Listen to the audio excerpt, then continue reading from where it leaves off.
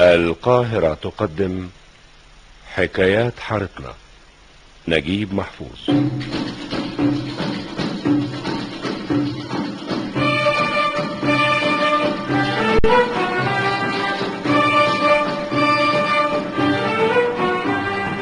حكايات حارتنا، حكايات حارتنا،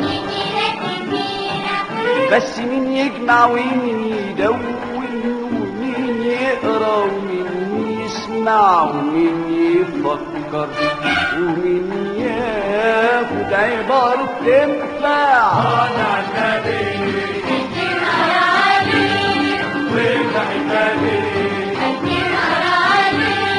ثم اسمعوا حكاية الليلة حكاية الليلة.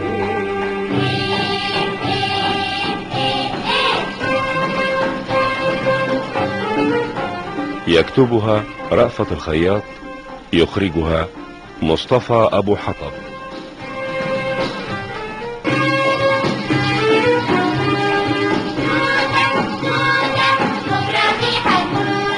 إلى اللقاء غدا بالفكر والآداب، حكاية عن حارتنا لكن لها العجب، هنسمعها ويا ريتنا نبحث عن السبب، ما هو لو عرف السبب راح يبطل العجب اللي في حكايات حارتنا الكتيرة.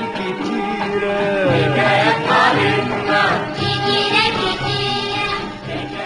حكايات حارتنا. نجيب محفوظ.